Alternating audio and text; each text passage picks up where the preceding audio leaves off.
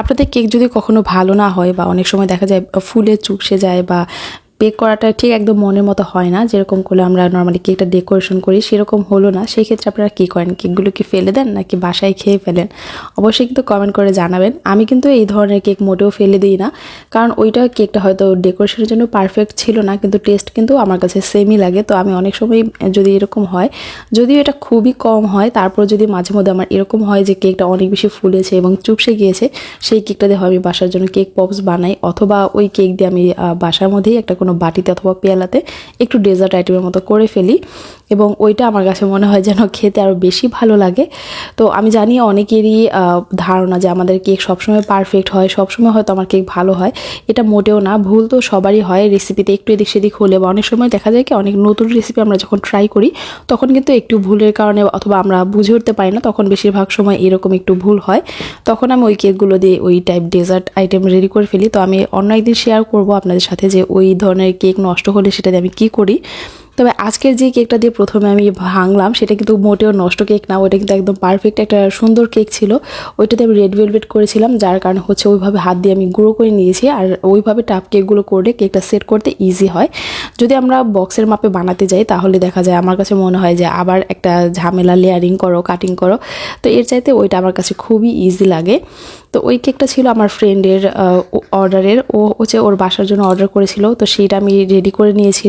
আর এখানে আরেকটা কেক আমি আজকে রেডি করেছি, এটা একটা আপু আমার কাছে অর্ডার করেছিলেন, উনি আমার রিপিট কাস্টমার এবং ওনার কাছে আমার কেকের ক্রিম অনেক বেশি মজা লাগে, যার জন্য আপুর ডিমান্ডই ছিল, আপু আমি আপনাকে এক্সট্রা পে করব, আপনি আমাকে ক্রিমটা একটু বাড়িয়ে দিবেন, মানে একটু না, ক্রিমটা অনেক বেশি বাড়িয়ে দিবেন, আপনার ক্রিম অনেক মজা হয়। আমি এমন অনেক কাস্টমার বা অনেকেই পাই যারা হচ্ছে ক্রিম পছন্দ করে না বা ক্রিম খায় না। আমি নিজেও এরকম, আমার কেকে আমি চেষ্টা করি যখন কেকটা আমার জন্য বানাই তখন অনেক বেশি মানে ক্রিম ইউজ না করে খুবই কম আমি ক্রিম ইউজ করি। তবে এই আপুটার কেকের মধ্যে ক্রিম পছন্দ, যার কারণে উনি বলেছিল যেন ওনাকে আমি ক্রিম বাড়িয়ে দিই, তো সেই হিসেবে আমি কেকের লেয়ারে এটা অনেক বেশি করে ক্রিম দিয়েছি। আর কেকটা ছিল হচ্ছে ভ্যানিলা ফ্লেভারের মধ্যে, এটার কোনো স্যাম্পল আমাকে দেয়নি, বলেছিল আমার মতো করে দিতে, তো আমি একটু ফ্লোরাল ডেকোরেশনে করে দিয়েছি। আর এইখানে আজকে আমি এটা ডেকোরেশন করেছি হচ্ছে চেরি ব্লসম ফুলগুলো দিয়ে। তো সেটাই দেখাবো ভিডিওতে কিভাবে চেরি ব্লসম ফুলগুলো আমি বানাই হুইপ ক্রিম দিয়ে, কারণ নর্মালি ফ্লাওয়ারগুলো বাটার ক্রিম অনেক বেশি সুন্দর হয়, তবে আমার ফুল আমি যেহেতু হুইপ ক্রিম দিয়ে কাজ করি সবসময়, তো ওইটা দিয়ে আমার বেশিরভাগ ফুল বা এগুলো ডিজাইন ডেকোরেশন করা হয়।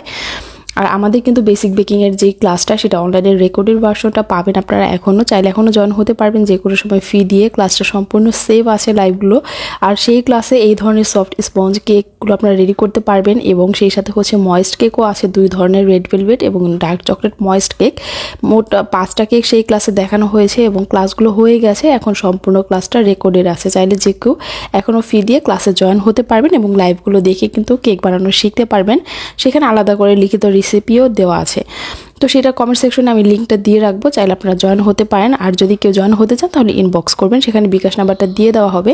কেকটা একটু ফিনিশিং দিলাম হালকা স্কাই ব্লু কালারের মধ্যে, দেওয়ার পর আমি এইখানে 2 সাইডে হচ্ছে চেরি ব্লসম ফুলগুলো দিব। প্রথমে ভেবেছিলাম যে ডার্ক পার্পল কালারের ফুল দিই, তবে পার্পল কালারের ফুল আমি অনেক করেছি এই পর্যন্ত, তো কি যেন মাথায় আসলো, সামনে মনে হলো যে একটু হালকা অরেঞ্জিশ কালারটা দিলে হয়তো বেশি ফুটবে, তো অরেঞ্জ কালার হালকা মিক্স করে আমি এখানে কিছু চেরি ব্লসম ফুল বানিয়ে নিয়েছি। আর এটা বানানো খুবই ইজি, জাস্ট একটু প্র্যাকটিসের ব্যাপার।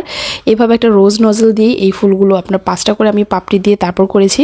আপনারা একটু বাসায় ট্রাই করলে কিন্তু এগুলো খুব ইজিলি বানাতে পারবেন। আর এই চেরি ব্লসম ফুলগুলো অনেকেই করে কীরকম প্লেন রেখে দেয়, তাহলে দেখতে কিন্তু খুব একটা ভালো লাগে না। আমি হচ্ছে মাঝখানে একটু ফুলের রেণুগুলো দিয়ে দিই, তাহলে দেখতে একটু ভালো লাগে, আমার কাছে মনে হয় ফুলটা হাইলাইটও হয়। তো এখানে আমি সাদা কালারের ক্রিম দিয়ে মাঝখানের যে রেণুগুলো ছিল সেগুলো দিয়ে দিয়েছি। এরপর একটা লিফ নজলের সাহায্যে আমি কিছু পাতা দিয়ে দিব চারপাশে, কারণ ফ্লোরাল কেকে যদি পাতা দেওয়া না হয় তাহলে আমার কাছে মনে হয় যেন একটু খালি খালি লাগে। তো পাতা দেওয়ার পর আমি এখানে কিছু পেটালসও দিয়ে দিয়েছিলাম এক্সট্রা করে, এতে করে দেখতে আরও বেশি আমার কাছে মনে হয় যে প্রাণবন্ত লাগে। এরপর কিছু এডিবল সুগার বল দিয়ে দিয়েছি, যেটা হচ্ছে ছোট বড় সাইজের হোয়াইট কালারের পার্লগুলো থাকে, মিক্স পার্ল যেটা, সেইটা দেওয়ার পর আমার কেকটা একদম কমপ্লিট। আপনাদের কাছে কেকটা কেমন লেগেছে অবশ্যই কমেন্ট করে জানাতে ভুলবেন না।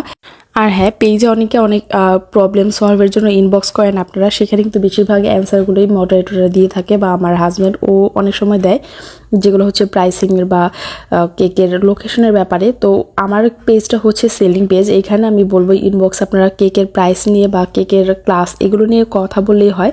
আপনাদের অনেকের কেকের ক্রিম নিয়ে বা কেক নিয়ে সমস্যা থাকলে সেগুলো একটু কমেন্ট করলে কিন্তু কমেন্টের অ্যান্সারগুলো আমি দিয়ে দিই, কারণ মডারেটররা তো আর জানবে না আপনার সমস্যাটা কী। তো ওই কারণে আমি বলবো যে ইনবক্স না করে কমেন্ট করলে ভালো হয়, কারণ এতে করে কমেন্ট আমার চোখে পড়বে, আর ইনবক্সে আমি খুব একটা অ্যাক্টিভ থাকি না।